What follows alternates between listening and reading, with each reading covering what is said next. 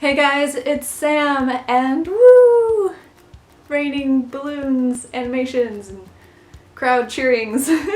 20 Avengers portraits have been finished, completed, 2 Avengers series have been done, and I have learned quite a bit. I actually started doing portraits drawing quite a long time ago. I believe the first one I did was actually of my brother back in high school, and then I did a few kind of sporadically since then, and then it wasn't until December of 2012 that I started the Avengers portrait series, where I drew all of the main 6 heroes of the Avengers, plus Fury, Maria Hill, Coulson, and Loki. That was just crazy. When I was working on that series, I did not expect to do so many more portraits, but it expanded. Yeah, so that kind of all together brought me to where I am today, and I know I'm not like super great at portraits, but I wanted to make this video anyway because I know that there are people who don't have any experience with portraits or just want general advice for artwork. So I'm gonna tell you guys what I learned after producing, more than 20 of the Avengers portrait series, but that was the main part of where I started learning all of this stuff. So if you guys haven't seen those videos, definitely check out the link in the description if you want to see me drawing all of those portraits. So here is my advice of all the things that I have learned, well, as many as I could think of, that I learned just solely from doing these portraits. So no other outside influences or whatever, purely just my personal experience. They're in no particular order, just a bit random, so let's get into it. It's good, but it could be darker. All of my high school friends have just cringed. Going dark. Yeah, that's really important.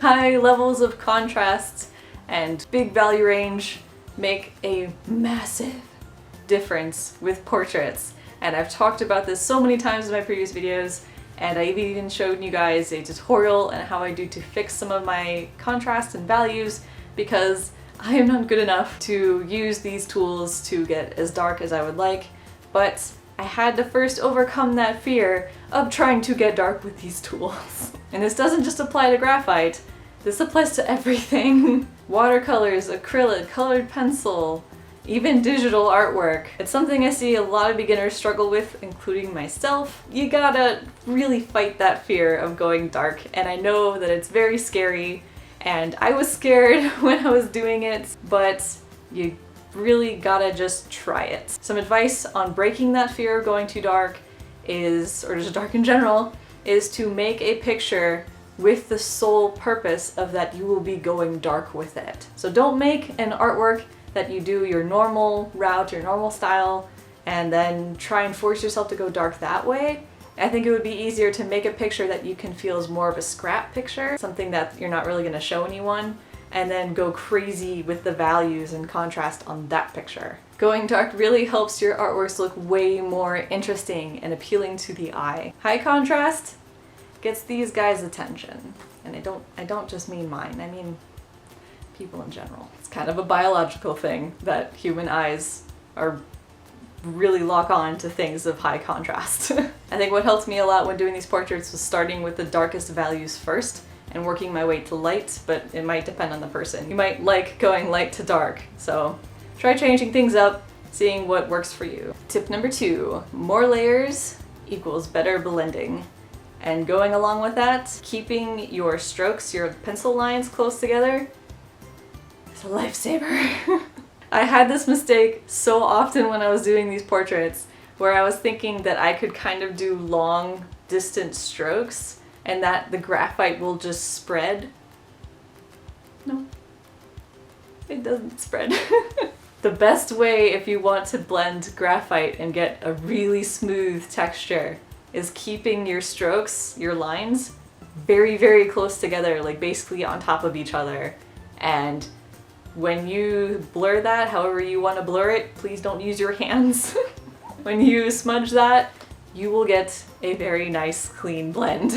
Using something to double check your work. You wouldn't really always think about that, but it makes a big difference. I also didn't used to do this with my portraits, and you can kind of tell because my newer ones I mean, they still don't, they capture the likeness of the reference photo, but they are a lot closer and they look a lot better. And that was when I started actually checking my work.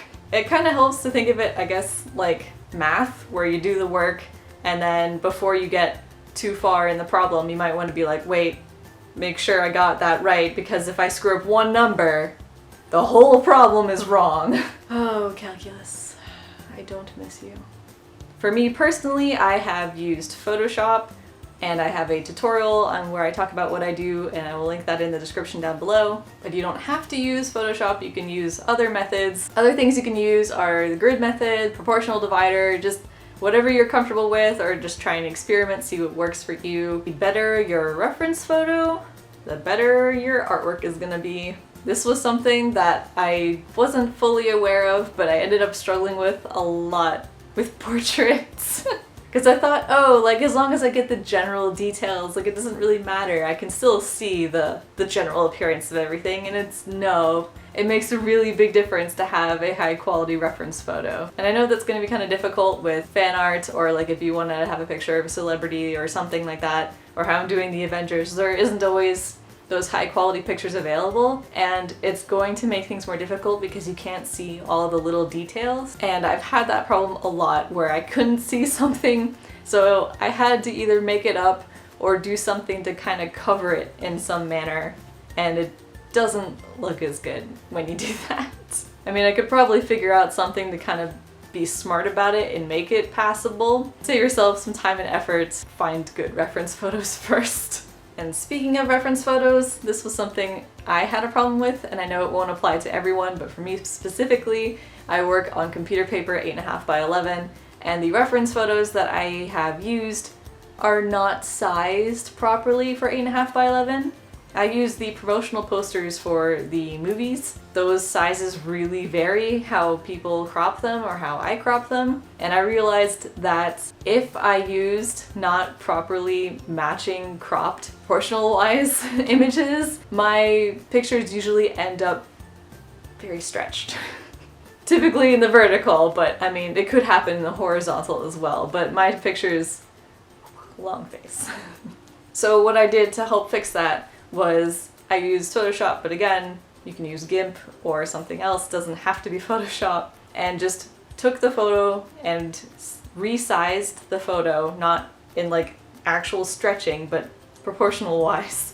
Resized the photo to fit on a 8.5 by 11 picture, and then I used that as my reference, and I had a better idea of where to place the portrait on the paper and have it proportionally match up so that the faces wouldn't be stretched. But if you're using the grid method, a proportional divider, or something else that's not like a sad attempt at freehanding like myself, this doesn't exactly apply to you, so you don't have to worry about that. This isn't something I did every single time I did a portrait, but it did help for the ones that were more complicated or detailed. Sketch out thumbnails of the portrait, so like just little drawings, little versions of the drawing, or trace the reference photo somewhere to get a better feel for it. It definitely helps you understand the subject a lot better if you study it a few times beforehand. Tip number, I stopped keeping track of numbers. Tip number, don't be afraid to start over. And I mean completely start over. I didn't actually do a commentary on my Iron Man one, but he's the one that I completely started over with, and that was really frustrating, and I hated that because I got really far with his picture and it was wrong. I mean, I wasn't like almost done or something. That goes along with my next tip, but I was still kind of early on, but it was just, I could see that it was not worth it to continue. I had to scrap it. And it made a huge difference. It was way better the second time. And had I known about these tips before, about sketching it out first or tracing it first, I wouldn't have probably had that problem. I also did this with Falcon, where I scrapped the whole project. So much drawn, and I scrapped it, but it was worth it because I better understood the subject by practicing it, and I knew what not to do for the future versions, and the future versions came out much better. And the last thing that I learned that I can think of for this list, for this video, I'm sure there are a million other things I learned that I can't think of right now, is to finish the portrait.